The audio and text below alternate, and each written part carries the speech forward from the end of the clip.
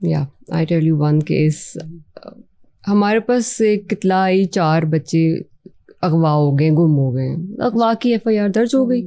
अब foreign investigation के पास जब आता है तो 4 बच्चे छोटे छोटे, 10 साल की उम्र का, 7 साल, 5 साल, 3 साल, आई मीन तो ठीक है, हमने कहा 4 बच्चे इकट्ठे हो गए हैं, बाप रो रहा है आके पुलिस स्टेशन में और माँ उसकी रो रही है, उसके और छोटा बच्चा भी पैदा हुआ था।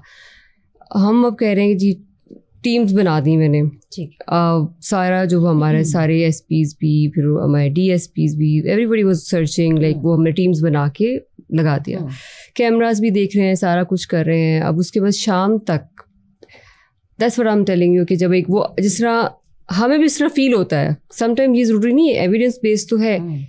I just heard their father talking and crying and I just called my one of the in charge investigation कि इसको ज़रा डिटेल में और पूछो।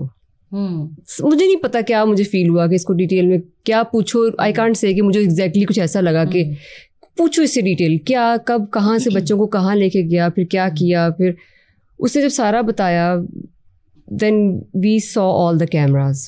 ओके, वो कब घर से चला, वो बाइक पर बैठकर कब बच्चों को लेकर कहाँ गया, किधर गया।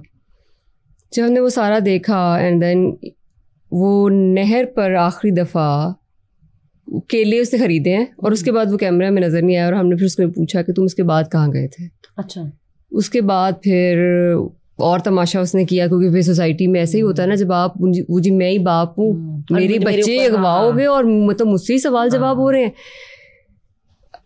It was difficult for us, लेकिन उसको पूछना ज़रूरी था, बिकॉज उससे आगे हमें कुछ समझ नहीं आ रही थी कि ये तुमने इसके बाद ये खरीदारी करके बच्चे किधर, तुम कहाँ लेके गए उसके बाद।